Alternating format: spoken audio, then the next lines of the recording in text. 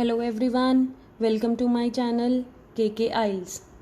आज हम रीडिंग की बहुत ही इम्पोर्टेंट चीज़ डिस्कस करेंगे। एक बहुत ही इम्पोर्टेंट टाइप, वो टाइप है summary completion.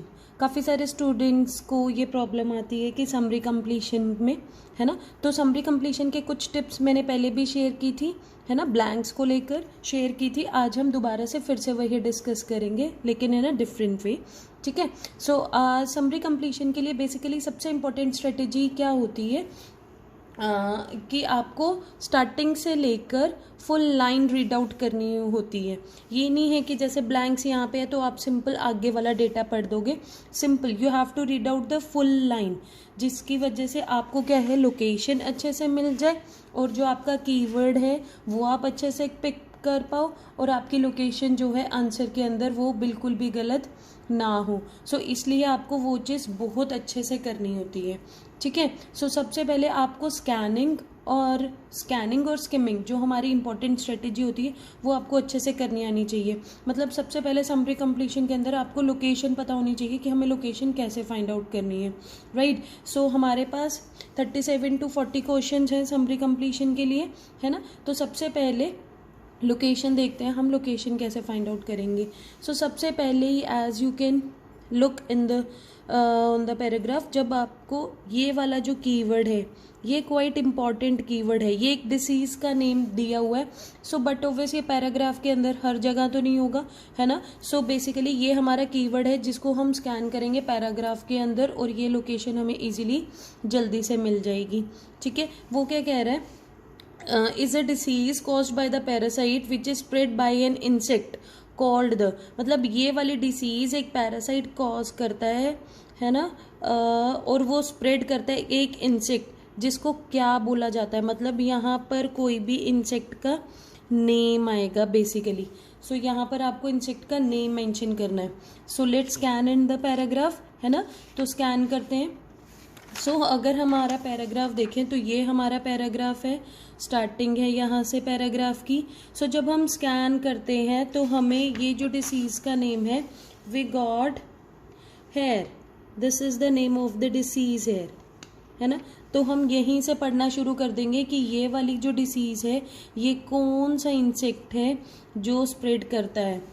Is also a disease of human, the number of cases is low and the more serious concern about the disease relate to the economic impact on agriculture production। यहाँ तक कोई भी name नहीं आया, हम आगे read out करेंगे। the parasite that causes the disease, C, parasite is the insect, disease cause करता है ना, is carried by, carried मतलब spread by the, कौन spread करते हैं, that is tsetse fly। so that is the our answer। ठीक है। so that the name of the fly is TSE fly। so हमारा एक सॉर्ट आउट हो गया। ठीक है। Next, the parasite can remain unaffected by the host dash because it is unable to change the dash। Parasite जो है remain unaffected रहता है होस्ट की किस चीज़ से, वो अनइफेक्टेड रहता है। ठीक है। होस्ट की किस चीज़ से वो अनइफेक्टेड रहता है, ओके। सो वो अनइफेक्टेड रहता है, होस्ट की किस चीज़ से अनइफेक्टेड रहता है, that is just read it in the paragraph. जहाँ पे हमारा पहला 37 क्वेश्चन मिला था, तो जब हमें 37 हमारा यहाँ पर था, इसके आगे हम पढ़ना शुरू करेंगे। Which colonize vast swathes of Africa, Carrington says that a lot is now known about the parasite molecular mechanism, in particular the way it मतलब parasite evades होता है, yes, avoid मतलब unaffected। यहाँ पर vocabulary यूज हुई थी, वो किसके रहता है, the immune system of the animal acting as its host.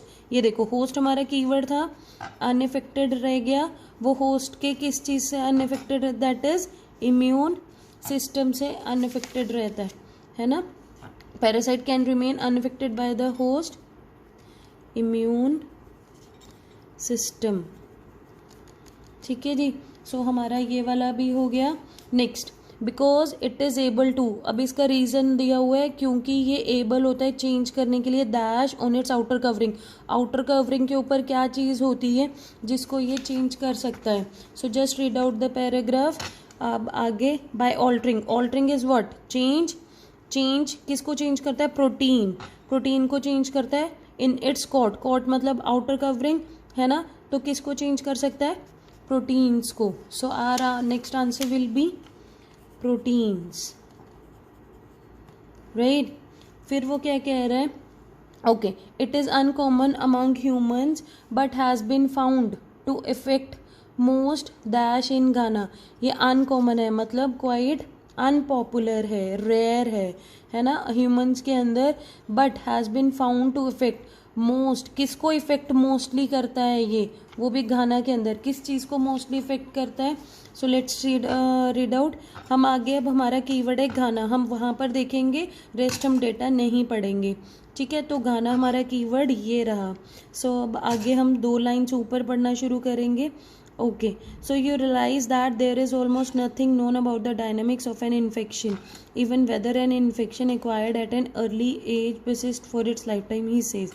So Manful and Carrington set about testing cattle in Ghana. They discovered that nearly all were infected most of the time. ये all were infected मतलब most of the चीज़ें थी जो affected थी। कौन affected थे, that is घाना के अंदर कौन था, कैटल।